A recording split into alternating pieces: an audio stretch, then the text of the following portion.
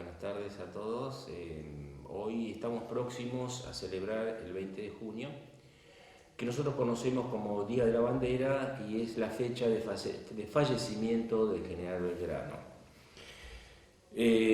Se lo recuerda a Belgrano como fundador o creador de la bandera en aquel juramento en febrero del año 1812 a orillas del río Paraná en Rosario.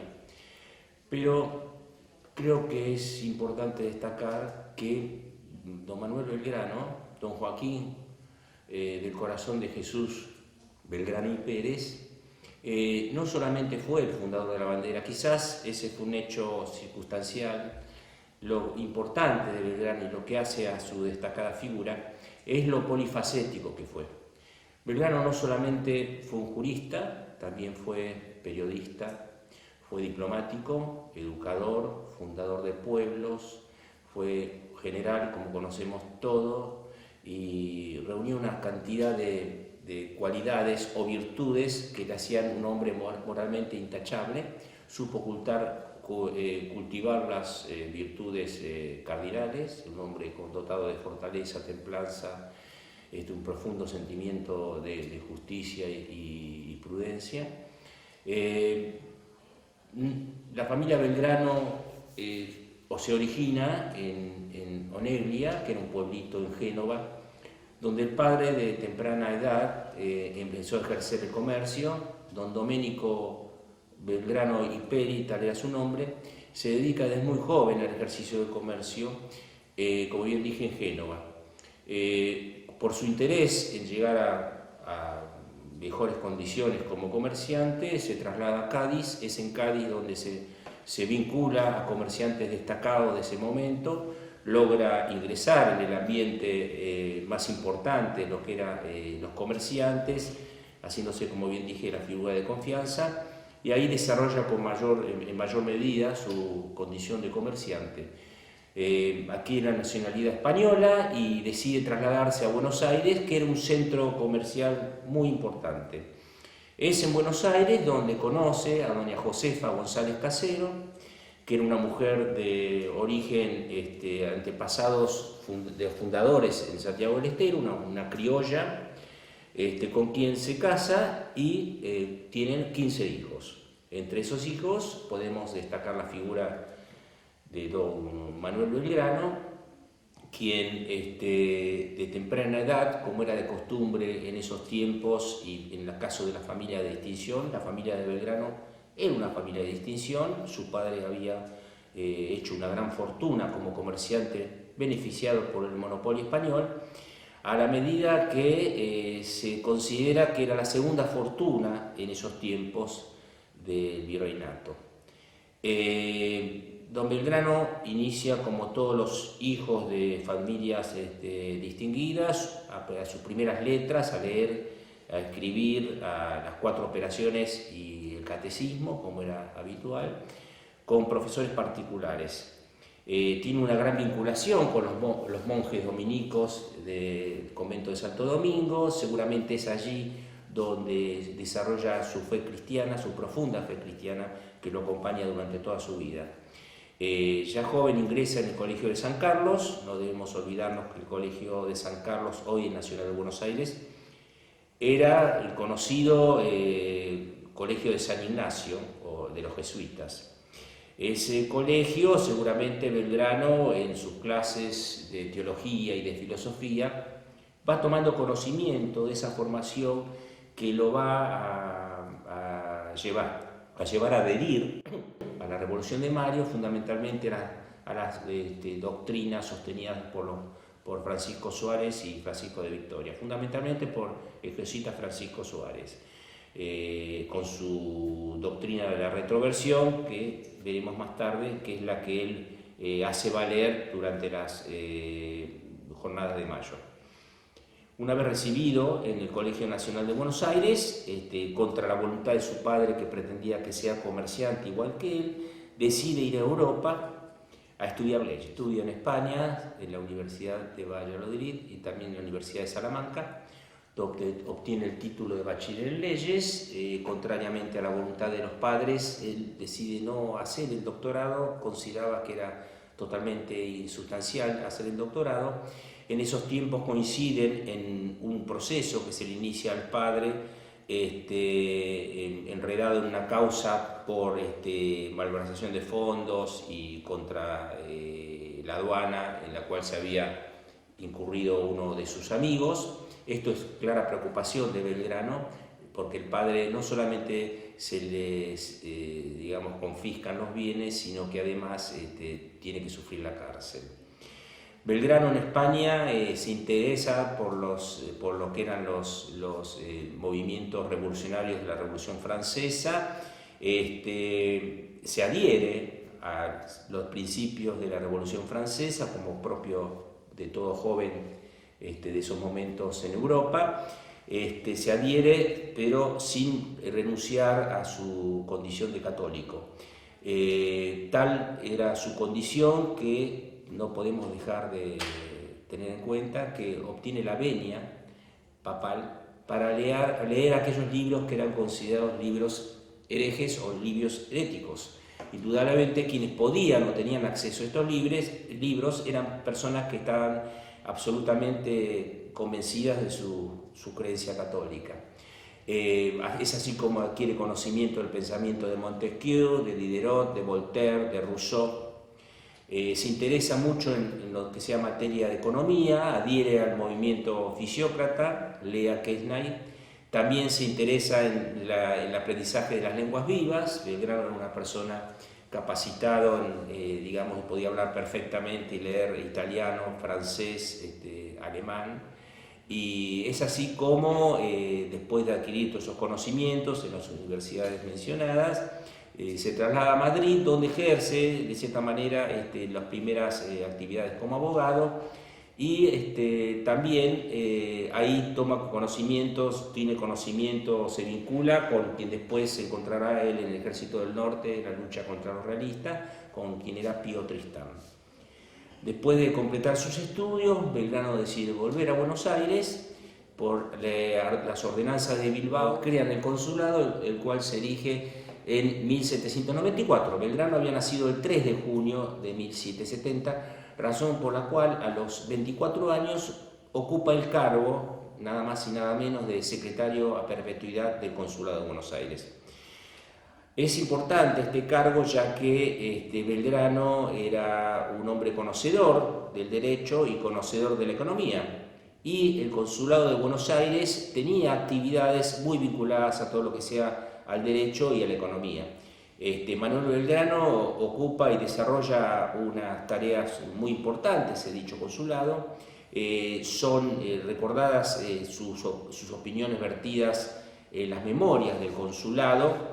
Inicia una lucha dentro de sus posibilidades, tanto contra el monopolio español, porque él sostenía la libertad de comercio, como para el contrabando imperante en esos tiempos. Fue una lucha dura, ya que los integrantes del consulado en su mayoría estaban identificados con el monopolio español que había beneficiado a su padre, con razón por la cual en cierta manera Belgrano se oponía a las ideas que habían sido sostenidas por su padre, que lo habían beneficiado tanto económicamente. Una vez en el Consulado de Buenos Aires, a raíz de determinadas enfermedades que él sufría, provenientes seguramente de una enfermedad venérea que había contraído de muy joven en su estadía en España, necesita o solicita varias licencias por enfermedad. Eso no quita la posibilidad de desarrollar su actividad cabalmente en el consulado. El consulado es el antecedente a lo que son los juzgados de comercio hoy en día, antecedente también lo que es la Inspección General de Justicia. Las funciones eran de mediar entre conflictos existentes entre empresarios y publicar, como bien dije en las memorias, cuál era la situación económica, datos estadísticos y opiniones relacionadas con lo que sea materia económica. Producidas las invasiones inglesas, don Manuel Belgrano interviene en la reconquista de Buenos Aires y en la defensa de Buenos Aires, ya como oficial del regimiento de patricios. Es el único de los funcionarios que no jura lealtad a la corona británica en tiempos de los 40 días que tuvieron a su cargo la administración como consecuencia de la primera invasión inglesa. Esto ya nos da una línea de pensamiento de don Manuel Belgrano, sus condiciones como patriota. Con posterioridad a lo que fueron las invasiones inglesas, se van desarrollando los acontecimientos que nos conducen a lo que fue la Revolución de Mayo. Él participa en todas las reuniones precedentes a la Cabildo Abierto del 22 de mayo y al 25 de mayo. Se lo notaba concurrir, se lo veía concurrir a la casa de los Rodríguez Peña, y así frecuenta ese grupo de hombres que llevan adelante este movimiento, ¿verdad? Manuel Belgrano tenía ideas carlotistas, es decir, él tenía el convencimiento que lo mejor era entronizar como monarca a doña Carlota de Braganza, que era la hermana de Fernando VII. No nos olvidemos que Fernando VII habría sido tomado prisionero por parte de las fuerzas napoleónicas y asumido José Bonaparte. Entonces tenemos que Manuel Belgrano participa activamente en la Revolución de Mayo. Es el hombre más duro de la Revolución de Mayo, es quien presiona firmemente a Cisneros para que deponga su condición de virrey y integra posteriormente la Junta como vocal titular. Manuel Belgrano, una vez elegida la primera Junta que él integra, es designado para llevar esa buena nueva a la banda oriental y al Paraguay. No nos olvidemos que eran provincias que integraban el Virreinato del Río de la Plata y que no habían adherido al movimiento de Mayo. Manuel Belgrano concurre con un ejército reducido, con la intención de lograr el avenimiento o la incorporación al movimiento del Paraguay. Camino al Paraguay, Belgrano funda dos pueblos, funda Mandisoví, que es lo que hoy se llamaría Federación en Entre Ríos, y además Curuzucuatía. A Mandisoví le da un estatuto, un reglamento constitucional. Lo que vemos entonces en esta situación, otra de las condiciones de Belgrano como constitucionalista y fundador de pueblos. También en esa oportunidad dicta un reglamento para los 30 pueblos de las misiones. Y lo llamativo es que en uno de los artículos de esos reglamentos establece, por ejemplo, la jornada laboral de 8 horas. Ahí vemos ya un Belgrano especialista en derecho laboral, un Belgrano laboralista. Lamentablemente Belgrano es vencido en la batalla de Tacuarí y Paraguarí por el ejército muy superior de paraguayo.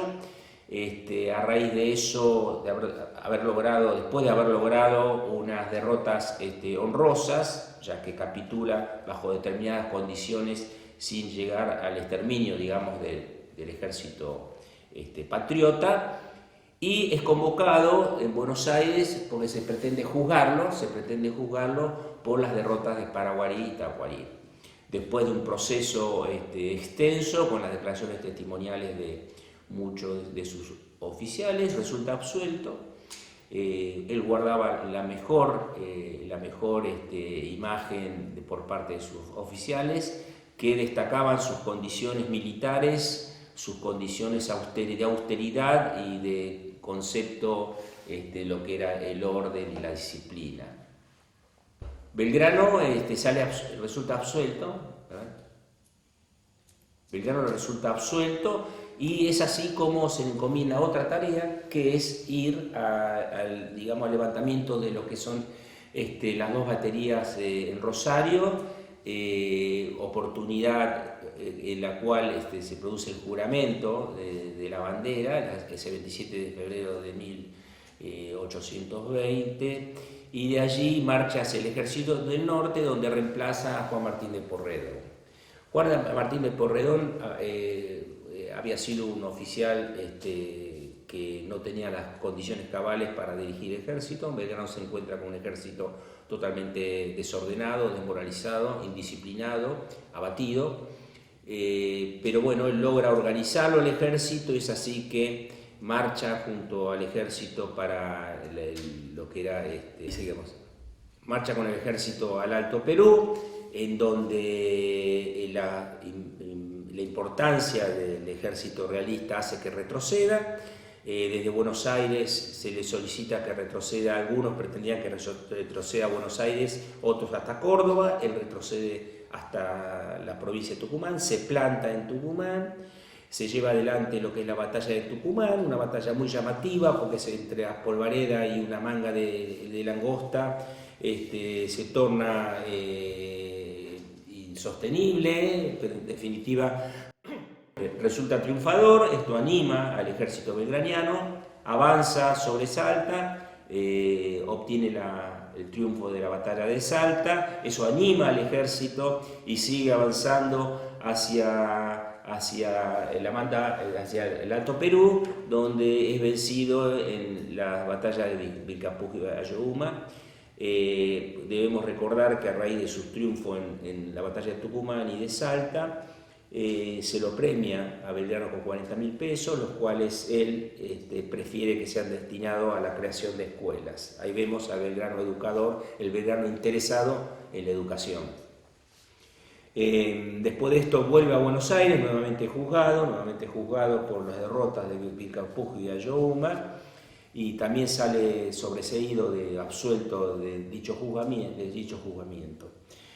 También debemos recordar, como bien dijimos, como característica de Belgrano, sus condiciones de periodista. Él no solamente publica en las memorias del Consulado de Buenos Aires, también lo hace en un periódico de circulación que tenía como dueño un españolísimo Cabello y Mesa, que es el Telégrafo Mercantil, en 1802, y también en 1808 lo que era el semanario de Agricultura, Comercio e Industria, creado por Hipólito Vieites.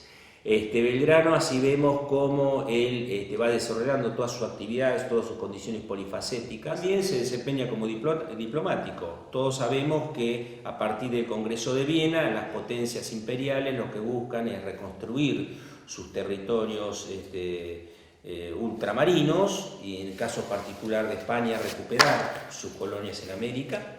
Con lo cual Belgrano lo que hace es recurrir a funciones de diplomático, primero en Río de Janeiro, donde obtiene el guiño en cuanto a que Portugal no iba a participar en el supuesto de que España decidiera atacar a América para recuperar sus territorios. Viaja también a Inglaterra y tiene reuniones, incluso conoce a Jorge III, que es quien le regala el reloj que después entregará a su médico en el último aliento de su vida. La búsqueda de Belgrano era debilitar a España en sus intenciones de recuperar América. Vuelta a su campaña diplomática, como bien sostuve recién, decide viajar a Tucumán, ahí al Ejército del Norte, en Tucumán, se instala en la Ciudadela. Tucumán participa del Congreso de Tucumán. Él fue quien sostuvo, todos sabemos que las reuniones de los congresales en Tucumán eran secretas, reservadas, y trataban básicamente sobre la independencia y además sobre la forma de gobierno que nos daríamos. Después el Congreso de Tucumán continúa en Buenos Aires, ese es otro cantar. En el Congreso de Tucumán, Manuel Belgrano da a conocer sus ideas en cuanto al establecimiento de una monarquía. Nosotros tenemos que ubicarnos en tiempo y espacio. Todas las formas de gobierno en esos tiempos eran las monarquías, salvo la Comunidad Helvética y los Estados Unidos de Norteamérica, que era federal. El resto era todo monárquico, así que no era extraño que todos quienes integraban el Congreso de Tucumán sean monárquicos.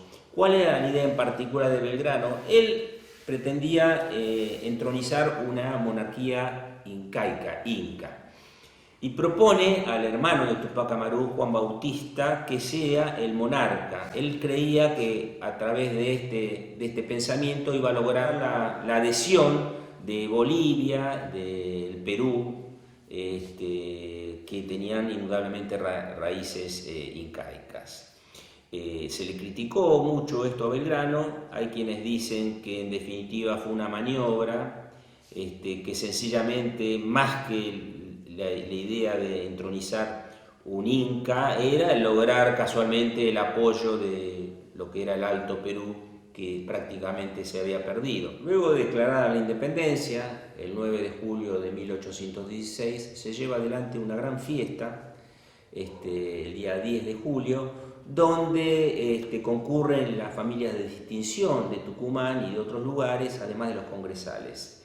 Según dice la tradición oral y algunas cartas que se pueden llegar a leer, se trató de una fiesta muy animada, donde ingresa Manuel Belgrano con su Estado Mayor y produce el asombro de los concurrentes y especialmente de una jovencita que se llamaba Dolores Elguero Iliendo, quien se enamora profundamente de Manuel Belgrano.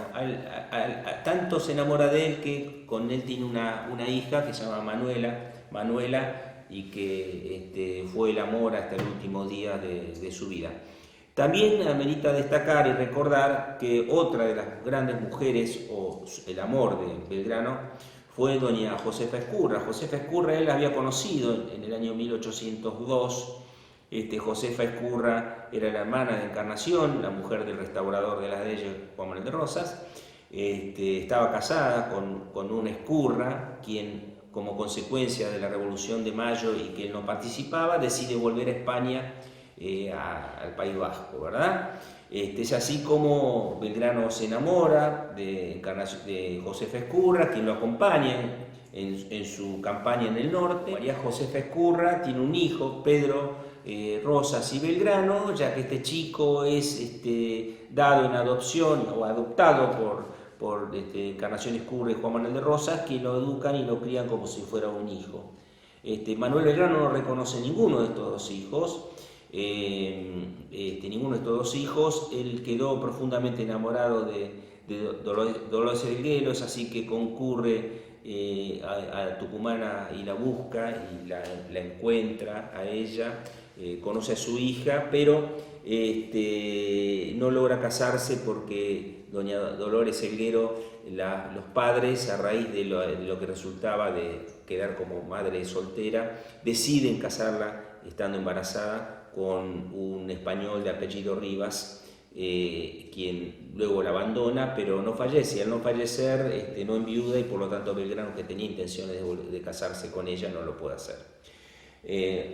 Eso ocurre todo estando en Tucumán. Ya en la ciudadela de Tucumán, él tenía una casa hecha, eso para que veamos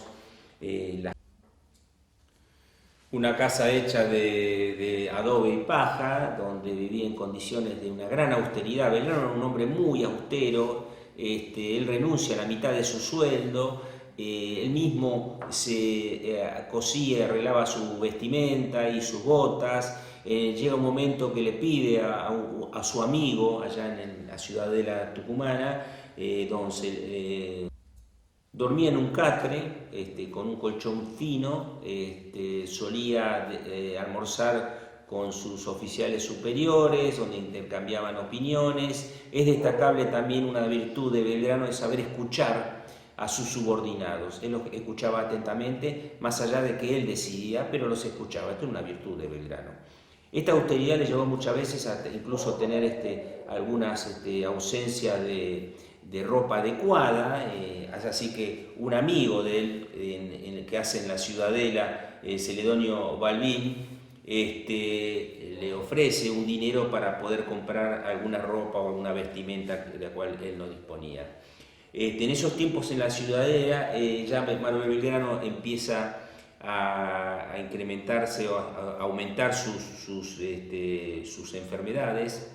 Era un hombre que sufría hidropesía, es decir, acumulación de agua en los talones, en los tobillos, en los brazos, en el abdomen, que le impedían incluso muchas veces respirar. Tenía afecciones cardíacas, había contraído Chagas, tenía también afecciones pulmonares a raíz de sus campañas al frío, algunos problemas renales, reumáticos, había tenido tifus, o sea que era un hombre muy enfermo y que uno no llega a entender cómo puede ser que con todos esos problemas físicos los haya podido superar y continuar con su campaña y al frente de sus hombres.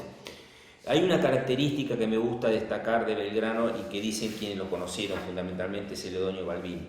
Dicen que Belgrano era una persona hiperkinética, era una persona que dormía 4 horas, que era un gran lector. Él sabía que no era buen militar, con lo cual solía leer libros militares, trataba de instruirse de aquellos oficiales formados en la escuela militar para ser un mejor oficial. Dicen que el primero que lo instruyó fue don Miguel Ascuena, un integrante de la primera junta. Tenía variada lectura, de noche salía a caballo como podía a recorrer su campamento y para cerciorarse de que sus hombres estuvieran temprano. No podemos pasar por alto a algunos que lo describen a Manuel Belgrano, que no era un guerrero, era un hombre con textura física muy chica, era blanco, con ojos claros, pelo rubio, casi lampiño, menudo, pero con unas dotes de amabilidad y un don de gente y de caballerosidad que lo hacía muy atractivo incluso a las mujeres, ¿no? Muy atractivo hacia las mujeres. Y lo caracterizaba también un andar muy rápido. Celedonio Balbín, su amigo, comenta que era muy difícil seguirlo por la velocidad de los pasos de don Manuel Belgrano. El único lujo que tuvo en la ciudadela era una volante inglesa, donde él solía pasear por el cuartel, por así decir, pasear por el cuartel para ver cómo estaban sus soldados, junto a su edecán, que era don General Fernández de la Cruz. También es importante destacar que para Manuel Belgrano lo peor de los defectos de los hombres era el ocio. Es así que fuera de lo que era la campaña en la instrucción militar, Manuel Belgrano obligaba a sus soldados a cultivar la tierra. Y ahí vemos como antecedente lo que es el comando de remonte y veterinaria, porque el ejército decía que tenía que estar provisto de sus propios alimentos. Bueno, como bien sostuve, Belgrano se aumenta sus problemas, su enfermedad, decide volver a Buenos Aires, deja el mando del ejército en manos del general Fernández de la Cruz. Luego de algunos avatares que tiene en su marcha hacia Buenos Aires al pasar por Córdoba, llega a Buenos Aires ya muy enfermo, en el carruaje que lo traía dormía sentado, ya que tenía grandes dificultades respiratorias. Así es como llega a las casas de familiar, la casa materna, ahí en la calle Belgrano 430, y se instala en la casa materna, y ahí va a ser donde pasa sus últimos días, con la visita del general José María Paz. También lo visita, dicen, en la Madrid, que había sido un oficial de él, y Celedonio Balbini, y por supuesto que también lo acompañó como médico en la ciudadela de Tucumán, el doctor Redhead, que era un médico escocés que siempre estuvo muy preocupado por la salud de Belgrano. Así es como llega el 20 de junio de 1820, que haciendo las 7 de la mañana se produce el deceso de don Manuel Belgrano. Su deceso lo es en paz, era un hombre de una profunda fe, murió en los brazos de Jesucristo. Se lo entierra en el convento de Santo Domingo. Él había pedido que sea con la mortaja de los frailes dominicos, así se hace, y como lápida se utiliza un mármol de una cómoda que tenía en la casa de su familia. Eso nos demuestra el grado de austeridad y pobreza que llegó Belgrano en sus últimos días, descendiendo de una familia de una gran riqueza. Ahí nos muestra la grandeza de este hombre virtuoso. Para finalizar esto, les voy a leer lo que fue la autopsia que se le practica a Manuel Belgrano por los doctores Joseph Redhead y Juan Sullivan. que dice así: Manuel Belgrano había contraído sífilis en Europa en su tiempo de estudiante, tifus en la campaña del Paraguay y mal de Chagas en la del norte. Los últimos días dormía sentado por serias dificultades respiratorias y cardíacas. El patólogo Sullivan señalaba que sacó gran cantidad de agua, que encontró un tumor duro en el epigastrio derecho, el hígado aumentado en volumen, al igual que el vaso, los riñones desorganizados, los pulmones colapsados, el corazón hipertrofiado. La descripción parece coincidir con el diagnóstico de un carcinoma hepatocelular, un tumor de gran tamaño con nódulos en la superficie, tejido duro por la cirrosis portal que suele asociarse, ictericia y ascitis. La gran cantidad de líquido que extrajo Sullivan indicaría la invasión neoplásica de la vena portal. Otros autores nos hablan de una cardiopatía orgánica total como causa de la muerte del prócer. Entonces uno, después de leer esto, no se explica cómo don Manuel Belgrano, quien muere a los 50 años, pudo haber desarrollado la actividad que desarrolló, la campaña como general. Indudablemente yo no tengo ninguna duda que fue la gran fortaleza espiritual y el profundo amor a su patria con la cual él pudo llegar al final de sus días, habiendo hecho todo lo que se le puede exigir a un gran hombre como fue Manuel